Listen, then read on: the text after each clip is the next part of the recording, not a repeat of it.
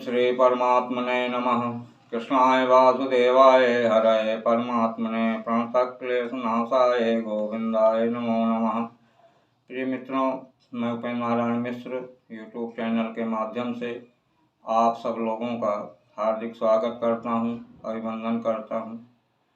प्रिय मित्रों, आज मैं आप लोगों को इस वीडियो के माध्यम से ये अवगत कराना चाहता हूं कि प्रत्येक मनुष्य को गंगा स्नान करने का क्या फल मिलता है।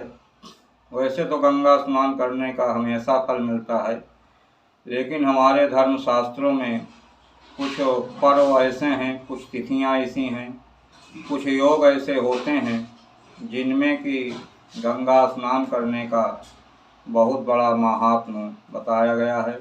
तो प्रिय मित्रों, इस वर्ष 2024 में बहुत ही एक महत्वपूर्ण संयोग प्राप्त हो रहा है, जिसको कि आप लोग उसका पूर्ण लाभ उठाएं और आप अपने जीवन को कृतार्थ करें। तो प्रिय मित्रों, ये 2024 का जो ये पूर्ण काल है, इसको आप व्यर्थ में ना जाने दें, इसका सदुपयोग करें और इसका पूर्ण रूप में उचित लाभ उठाएं। तो प्रिय मित्रों, आइए हम इस विषय पे बात करते हैं। कौन सा वह पुण्य काल है, पुण्य समय है, पुण्य तिथि है और उसको कैसे करना चाहिए, किस विधि से करना चाहिए। तो आइए इस विषय पे हम विस्तार से चर्चा करते हैं। तो प्रिय मित्रों, 2024 में 6 अप्रैल 2024 दिन शनिवार है और ये महीना चैत्र कृष्ण पक्ष का है। वैसे तो प्रत्येक वर्ष में चैत्र कृष्ण पक्ष की त्रयोदशी को बारुणी पर्व कहते हैं। तो इस बारुणी पर्व के योग में गंगा स्नान करने का बहुत बड़ा महात्म्य बताया गया है। लेकिन इस वर्ष 6 अप्रैल 2024 को जो ये महासंयोग प्राप्त हो रहा है, ये बहुत कई वर्षों के बाद ये प्राप्त हो रहा है। तो इस वर्ष क्या क्या योग मिल रहे हैं?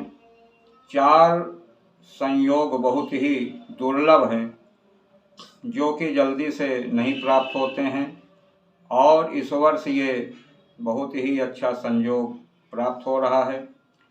तो प्रिय मित्रों, पहली बात तो ये है, चैत्र कृष्ण पक्ष की त्रयोदशी है, दिन शनिवार है और सद्भिषा नक्षत्र है। वैसे तो नक्षत्र आते रहते हैं, लेकिन ये त्रयोदशी और शनिवार को सद्भिषा नक्षत्र बहुत ही कम वर्षों में मिलता है। तो इस वर्ष यदि सद्भिषा नक्षत्र नहीं है, केवल त्रयोदशी है चैत्र कृष्ण पक्ष की, तो उसको बारुणी पर्व कहते हैं। और यदि त्रयोदशी को शनिवार मिल जाए तो उसको महाबारुणी पर्व कहते हैं। और त्रयोदशी हो, शनिवार हो और सद्भिषा नक्षत्र हो, तो ये महाबारुणी पर्व कहा जाता है। और इस दिन प्रदोष व्रत भी है। जो स्त्रियां पुत्र की कामना से इस दिन भगवान शंकर की आराधना पूजा करती हैं, रुद्राभिषेक करती हैं, उनको जरूर संतान की प्राप्ति होती है। तो प्रिय मित्रों, ये महाबारुणी पर्व का जो योग है, ये बहुत ही दुर्लभ संयोग है।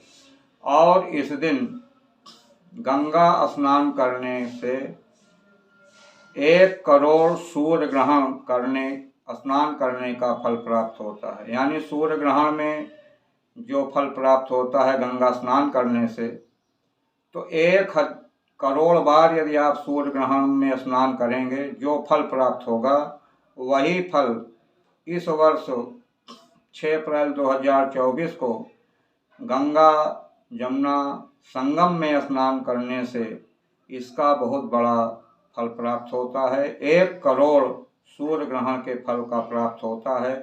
तो प्रिय मित्रों, जो भी व्यक्ति जहाँ पर भी है, चाहे गंगा हो, चाहे सरयू हो, चाहे काशी में हो, या जहीं कहीं भी हो, तो उनको आसानी से वहाँ जो भी नदी उपलब्ध हो जाएं, क्योंकि भारतवर्ष में कई जगह नदियाँ हैं।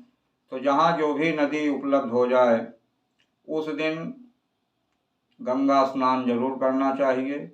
तो गंगा स्नान करने से सभी प्रकार के पापों से छुटकारा भी मिल जाता है, और 1 करोड़ सूर्य ग्रहण करने का जो फल प्राप्त होता है, वही फल इस दिन गंगा स्नान करने से प्राप्त होता है।